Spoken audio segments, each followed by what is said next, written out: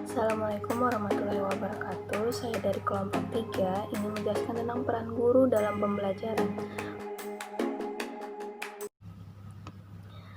Saya akan menjelaskan tentang latar belakang dari peran guru dalam pembelajaran. Siapa sih pendidik dan guru itu?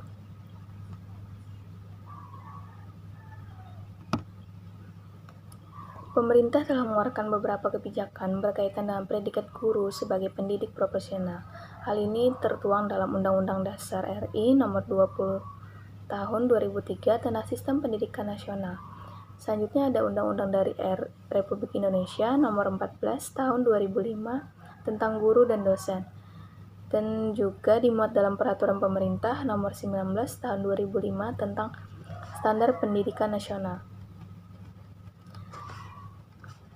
Guru adalah pendidik profesional dengan tugas utama mendidik, mengajar, membimbing, mengarahkan, melatih, menilai, dan mengajar, dan mengevaluasi peserta didik dan pendidikan anak usia dini, jalur pendidikan formal, dasar, menengah.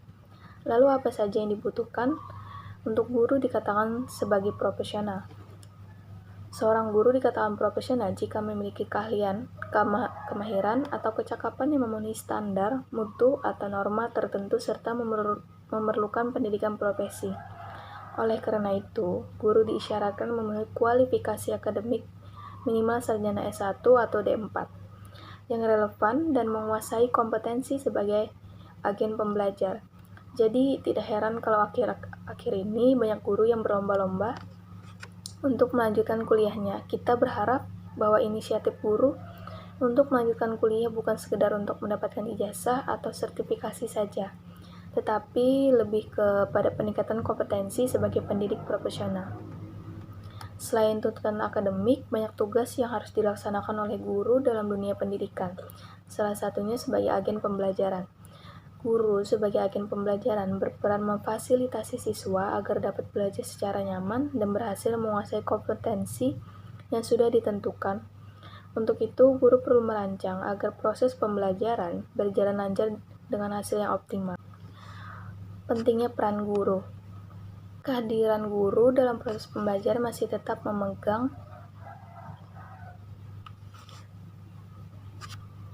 peranan penting. Peranan guru dalam proses pembelajaran belum dapat digantikan oleh mesin, radio, tape recorder, komputer, internet, ataupun teknologi komunikasi dan informasi yang sudah canggih sekalipun. Masih terlalu banyak unsur-unsur manusiawi seperti sikap motivasi, emosi, sistem nilai, kebiasaan, atau karakter yang diharapkan merupakan hasil pembelajaran yang tidak dapat dicapai dengan menggunakan alat-alat atau media pembelajaran tersebut. Dalam pengertian sederhana, guru adalah pendidik yang menjadi tokoh dan panutan bagi para peserta didik serta lingkungannya. Oleh karena itu, guru harus memiliki standar kualitas pribadi tertentu yang mencakup tanggung jawab, wibawa, mandiri, dan disiplin. Karena guru itu tidak dapat tergantikan, selanjutnya guru itu harus memiliki nilai-nilai dalam masyarakat dan tentu saja guru itu harus profesional. Selanjutnya akan dijelaskan oleh teman saya. Perkenalkan, nama saya Husnul Hatimah. Di sini saya akan melanjutkan presentasi dari teman saya sebelumnya. Nah, jadi saya akan menjelaskan pengertian dari pembelajaran dan tugas guru dalam pembelajaran. Seperti kita ketahui bahwa kegiatan pembelajaran merupakan seluruh kegiatan pokok dalam pendidikan di sekolah. Nah, jadi proses pembelajaran merupakan suatu proses yang mengandung serangkaian perbuatan guru, siswa, dan sumber belajar lain atas dasar hubungan secara timbal balik yang berlangsung dalam situasi edukatif untuk mencapai tujuan tertentu. Nah, interaksi timbal balik ini dan antara guru, siswa, dan sumber belajar lain merupakan syarat utama bagi berlangsungnya proses kegiatan pembelajaran. Dalam interaksi pembelajaran bukan hanya terbatas pada proses transfer pengetahuan semata, melainkan proses penanaman nilai-nilai dan sikap atau transfer of value dari diri pembelajar. Nah, kemudian pembelajaran di sini juga didefinisikan sebagai sebuah kegiatan guru mengajar atau membimbing siswa menuju pendewasaan diri. Pengertian dari pendewasaan diri di sini maksudnya adalah menekankan kepada siswa bahwa pendewasaan artinya mengajar dalam bentuk penyampaian materi, tidak serta-merta menyampaikan materi atau transfer of knowledge, tetapi lebih bagaimana menyampaikan dan mengambil nilai-nilai atau transfer of value tadi. Nah, dari materi yang diajarkan dengan bimbingan pendidik, diharapkan siswa dapat menuju atau bermanfaat untuk mendewasakan dirinya. Kemudian dari para ahli, Sugihartono dan kawan-kawan mendefinisikan pembelajaran ini secara lebih operasional. Jadi, Sugihartono ini berpendapat bahwa pembelajaran merupakan suatu upaya yang dilakukan pendidik atau guru secara sengaja dengan tujuan menyampaikan ilmu pengetahuan dengan cara mengorganisasikan dan menciptakan suatu sistem lingkungan belajar dengan berbagai metode sehingga siswa dapat melakukan kegiatan secara lebih optimal. Nah, konsep pengertian pembelajaran tersebut pada dasarnya menitik beratkan pada proses pembelajaran sebagai sebuah aktivitas yang direncanakan, dilakukan, dan dievaluasi oleh guru. Kemudian pembelajaran dilaksanakan secara sengaja untuk mengubah atau membimbing siswa dalam mempelajari sesuatu dari lingkungan alam, bentuk alam, pengetahuan, atau untuk mengembangkan kemampuan kognitif, afektif, dan psikomotorik untuk menuju kedewasaan siswa. Nah, pembelajaran memiliki tujuan-tujuan tertentu yang akan dicapai dengan memanfaatkan lingkungan sebagai media dan sarana belajar bagi siswa. Jadi begitulah definisi dari pengertian pembelajaran. Kemudian kita akan masuki yaitu tugas guru dalam pembelajaran. Jadi tugas guru tersebut secara profesi dibagi menjadi 3, yaitu mengajar, mendidik, dan melatih. Nah, tugas guru secara mendidik adalah meneruskan dan mengembangkan nilai-nilai hidup. Jadi guru dituntut untuk dapat membentuk moral dan sikap dari seorang siswa. Itu maksud dari mendidik. Kemudian mengajar. Mengajar dalam arti di sini adalah meneruskan dan mengembangkan iptek. Karena mengajar merupakan suatu pemberian pengetahuan dari guru oleh siswa. Seperti kegiatan belajar dan mengajar sehari-hari di sekolah. Kemudian kepada yang ketiga yaitu melatih. Melatih di sini guru diberikan kegiatan yaitu untuk mengembangkan keterampilan pada siswa. Melatih, misalnya contohnya melatih siswa yang pintar untuk mengikuti lomba untuk mendapatkan sebuah prestasi. Nah, sekian dulu dari saya. Kalau ada salah kata mohon maaf. Wassalamualaikum warahmatullahi wabarakatuh. Kemudian akan dilanjutkan oleh teman saya. Perkenalkan, nama saya Nadia Yuliani, NIM 19101232200015. Di sini saya akan menjelaskan tentang peran guru dalam proses pembelajaran. Peran guru yang dimaksud adalah perilaku yang diharapkan berkaitan dengan posisi guru sebagai bagian dari unit lingkungan sosial, di mana seorang guru harus memiliki pola perilaku yang diharapkan sesuai dengan posisinya sebagai seorang guru, sebab guru lebih sering bersosialisasi dengan murid-muridnya. Lalu, apa peran guru dalam proses pembelajaran? Apa guru hanya berperan sebagai pengajar atau penilai siswa? Berikut ini peran guru dalam proses pembelajaran. Pertama, ada guru sebagai perancang pembelajaran.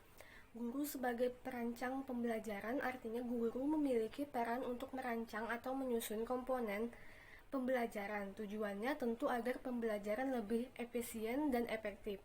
2. Guru sebagai pelaksana kurikulum. Guru sebagai pelaksana kurikulum maksudnya guru bertanggung jawab dalam mewujudkan kurikulum. Bagaimana bagusnya kurikulum, keberhasilan tetap tergantung kepada guru yang melaksanakannya. Oleh karena itu, guru terlibat dalam pembinaan dan pengembangan secara aktif. 3. Guru sebagai pengelola kelas. Guru sebagai pengelola kelas artinya guru berusaha membuat lingkungan kelas menjadi kondusif untuk belajar, di mana kelas merupakan aspek dari lingkungan sekolah yang perlu dikelola agar sesuai dengan tujuan pembelajaran. 4. Guru sebagai pengelola pembelajaran. Maksudnya guru menyediakan dan menggunakan alat-alat pembelajaran agar bisa mengembangkan kemampuan siswa. Tujuannya agar siswa dapat mencapai kemampuan yang diharapkan. 5. Guru sebagai pengarah pembelajaran. Guru sebagai pengarah pembelajaran artinya guru berusaha mewujudkan, meningkatkan, mempertahankan motivasi yang dimiliki siswa. Dengan kata lain, guru sebagai motivator dalam pembelajaran. Guru dapat menjadi motivator dengan menggunakan pendekatan pribadi sehingga guru bisa membimbing siswa dalam proses pembelajaran. 6. Guru sebagai evaluator. Guru sebagai evaluator di mana guru dapat melaksanakan penilaian kepada siswa. Penilaian ini dilakukan untuk mengetahui tingkat efektivitas, keberhasilan, dan efisiensi proses pembelajaran. 7. Guru sebagai konselor. Guru sebagai konselor di mana guru berperan merespon masalah siswa yang berkaitan dengan perilakunya saat proses pembelajaran. Oleh karena itu, guru harus memahami motivasi, harapan, prasangka dalam diri siswa. 8. Guru sebagai pendidik. Guru sebagai pendidik maksudnya guru atau tenaga profesional yang bertugas membuat perencanaan dan melaksanakan rencana tersebut dalam proses pembelajaran, menilai hasil proses pembelajaran, melakukan pembimbingan, dan menilai hasil proses pembelajaran. Guru sebagai pendidik harus memiliki wibawa yang mampu menjadi teladan bagi lingkungannya. 9. Guru sebagai evaluator dan peneliti. Guru sebagai evaluator dan peneliti artinya guru berusaha memahami kekurangannya sendiri. Kemudian guru bertindak sebagai peneliti dengan mempelajari apa yang harus dipelajari lagi agar dapat mengatasi kekurangan. Selain itu, guru bisa melakukan penilaian terhadap metode yang dilakukannya. Sekian dari saya. Selanjutnya akan disambung oleh teman saya. Terima kasih. Assalamualaikum warahmatullahi wabarakatuh. Perkenalkan, nama saya Munaya Ataibah dari kelompok 3 yang akan menjelaskan tentang kompetensi guru. Kompetensi guru dapat diartikan sebagai kebulatan pengetahuan, keterampilan, dan sikap yang berwujud tingkatan kecerdasan dan penuh tanggung jawab dalam melaksanakan tugas sebagai agen pembelajaran. Kompetensi tersebut akan terwujud dalam bentuk penguasaan pengetahuan, keterampilan, maupun sikap profesional dalam menjalankan fungsi guru. Di dalam Undang-Undang Nomor 14 Tahun 2005 tentang Guru dan Dosen, juga dalam Peraturan Pemerintah Nomor 32 Tahun 2013 tentang Standar Nasional Pendidikan, dinyatakan bahwa kompetensi ada berbagai macam. Yang pertama ada kepribadian, kompetensi pedagogik, kompetensi profesional, dan kompetensi sosial. Di sini saya akan menjelaskan yang pertama ada kompetensi kepribadian. Kompetensi kepribadian merupakan kemampuan personal yang mencerminkan kepribadian yang mantap, stabil, dewasa, arif, dan berwibawa, menjadi teladan bagi peserta didik dan berakhlak mulia. Yang kedua ada kompetensi pedagogik. Kompetensi pedagogik meliputi pemahaman terhadap peserta didik, perancangan dan pelaksanaan pembelajaran, evaluasi hasil belajar, dan pengembangan peserta didik untuk mengaktualisasi berbagai potensi yang dimilikinya. Yang ketiga ada kompetensi profesional. Kompetensi profesional merupakan penguasaan materi pembelajaran secara luas dan mendalam yang mencakup penguasaan materi kurikulum mata pelajaran di sekolah madrasah dan substansi keilmuan yang menaungi materinya serta penguasaan terhadap struktur dan metodologi keilmuannya. Yang terakhir ada kompetensi sosial. Kompetensi sosial adalah kemampuan guru untuk berkomunikasi dan bergaul secara efektif dengan peserta didik, sesama pendidik, tenaga kependidikan, orang tua atau wali, peserta didik, dan masyarakat sekitar. Ya, sekian dari presentasi saya. Wassalamualaikum warahmatullahi wabarakatuh. Kesimpulannya, peran guru sebagai pengajar adalah proses guru mentransformasikan ilmu pengetahuan kepada peserta didik dengan merencanakan serta melaksanakan pengajaran. Peran guru sebagai pendidik adalah upaya yang dilakukan guru dalam menanamkan pendidikan karakter dan penalaran moral yang sesuai dengan nilai dan norma dalam masyarakat dalam proses pembelajaran. Guru sebagai pembimbing merupakan peran yang diberikan guru dalam memantau dan mengarahkan peserta didik agar dapat mengembangkan pribadinya sesuai dengan potensi yang ada. Guru sebagai tenaga profesional adalah guru harus memiliki kompetensi yang dipersyaratkan untuk melakukan tugas pendidikan dan pengajaran secara efektif, efisien, agar mampu meningkatkan martabat dan perannya.